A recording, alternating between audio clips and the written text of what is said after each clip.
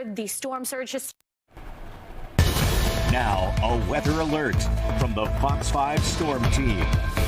Well, good Friday morning to you. I'm Fox 5 Storm Team meteorologist Joanne Feldman, tracking every move here of Hurricane Helene, which is still a hurricane, and we'll be watching this continue to decrease in the maximum winds here over the next several hours, but it's going to do a lot of damage in the process. We get updates hourly now that we're in this setup here, so we'll get a new update on what those winds are doing for the 4 a.m. update here. But right now, 80-mile-per-hour winds. That makes it a Category 1 hurricane, and it is moving fast northeast at 26 miles an hour. Want to show you what's happening and what has been happening just most recently here. This is an estimate of some of the current wind speeds closer to that center of circulation, where higher gusts are certainly in play. These are going to be the sustained winds, which when you're looking out closer to Vidalia, there is a pocket of 50-mile-per-hour winds, but we know they have been gusting significantly higher just within the last 30 minutes, right there between Douglas and Alma. This is going to go in a little closer here. Those are locations that have reported wind gusts on the order of 91 to up to 100 miles an hour. So that's what we're contending with currently out there in southeast Georgia. For us, the wind speeds, the wind gusts have been increasing from time to time, mainly east and southeast. One of our strongest, 32 in Gainesville. But as these numbers do increase going throughout the early morning hours here, we're going to expect that power outages become a much bigger player in what's happening locally. Right now, the focus is on how the rain is creating big areas of flooding.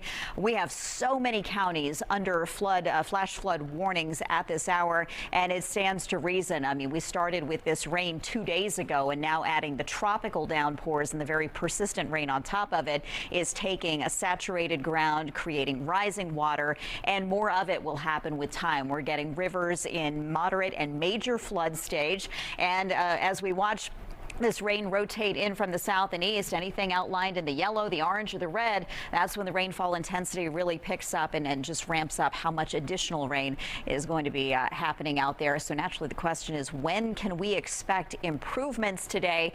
We're going to have to get past sunrise here. We're still going to be dealing with wind and rain in some form or fashion through mid-morning because, again, we're waiting on that center of circulation to kind of pull back to the north and west, passing just east of Atlanta, probably by the 7 to 8 a.m. hour, if not sooner, because this is a system that is really racing along here. So let's talk about this here. Peak wind gusts. These are not the sustained winds, but the impacts here locally outlined in red. We're going to be in this 40 to 60 mile per hour range that can uproot trees or snap trees, creating what would be extended power outages, especially since once these winds get out of tropical storm force, they're still going to be breezy or gusty at times throughout the remainder of today, probably eventually settling to about 30 to 35 mile per hour gusts. And you see that northwest Georgia, while your winds may not be as strong with as much rain as we've had, that amount of wind can still cause you some significant issues there. But I do want to return to the impacts of flooding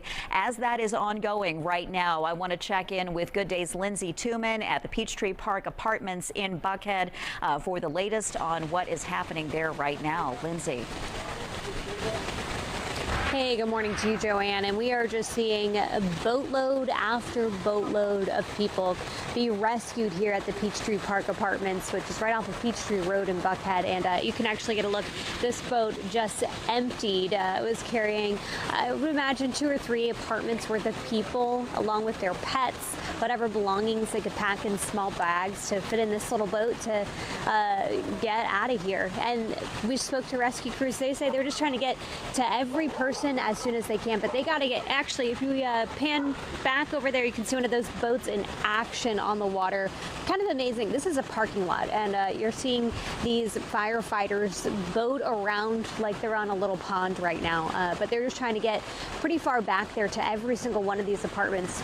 Folks that we talked to say that the water was pressing up against their doors, making it difficult for them to even get outside. They woke up to feet of water already pouring into their apartments and most of their belongings ruined. So at this point, they're just trying to get out as quickly as they can, and the rescue crews are moving as quickly as they can, and they do expect this water to continue to rise, especially as the rain picks up. So it'll be an all-morning effort out here, and will certainly be impacting the apartments that might even be dry right now. And we'll be out here throughout the morning giving you the latest, but for now, that is the latest live out here in Buckhead. I'm Lindsay Tuman.